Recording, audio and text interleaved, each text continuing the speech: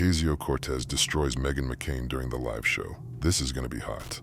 Let's take a look at it together. Yes, Congresswoman, thank you for coming on. I'm glad that you decided to come and talk to us. I feel like you're the boogie woman of the right and I'm the boogie woman of the left, so it's interesting to be talking to you because what you're proposing and what Bernie Sanders is proposing, you said that Fox was like ushering in the apocalypse with both of you, but to conservatives like me who think that big government is very, very dangerous, it is like the apocalypse. And it's not just that Bernie is asking a lot of voters to buy into what I consider radical ideas like free public college, the Green New Deal, Medicare for all.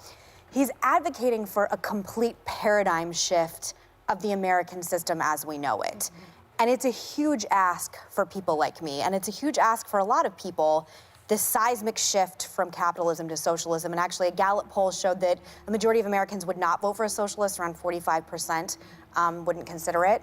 So what do you say to that? It's not just that it's a political, I think there's a lot of Republicans who would be more comfortable with a Biden or with a more moderate. What do you say to someone like that? This may be a misguided sentiment. Americans no longer see Biden as president, not only because of his advanced age, but also because of his lack of reputation as a good leader of the nation.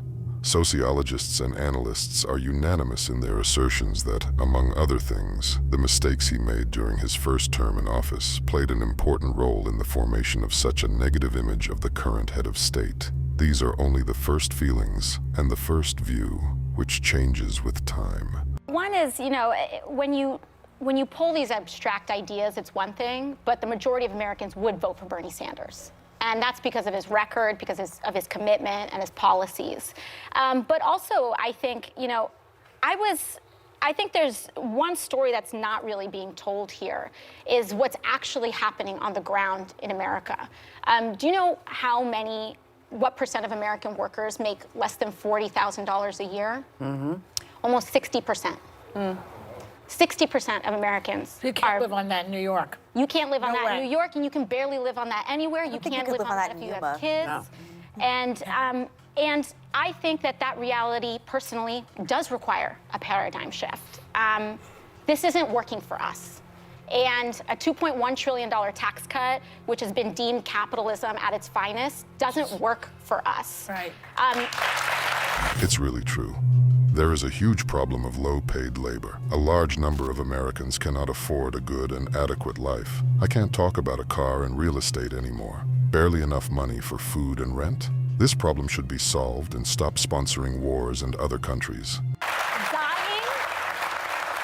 You're losing your husband because he couldn't afford insulin because Big Pharma cares about profits more than people, as capitalism at its finest, does not work for us.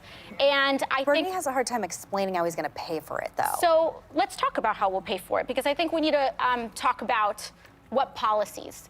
A tuition-free public college. $2.2 trillion over 10 years. So it's funny because progressive policies are always talked about in 10-year price tags. Conservative policies are always talked about in one-year price tags. And so our military budget increase went up by $70 to $80 billion 1 year alone, about $100 billion, since Trump started, pretty much. Or it's been about $100 billion increase since Trump started. We don't ask how he pays for that. When we talk about big government, we don't talk about big government interjecting themselves into the bodies of women and gender nonconforming people for anti-choice policy. So I'm happy to talk about the reduction of government's role in places that I think are harmful, but That's what I'm talking about. Our government needs to take better care of the people inside the country. They are putting us in danger from the migrants they led into the country. They don't help us with tuition and medical costs, which are very expensive these days. It can cost a lot of money to go to the doctor once in a while. We pay Ukraine and give weapons while our country is poor. It is worth changing something. What do you think about it? Write your opinion in the comments and do not forget to watch other shocking news on the channel.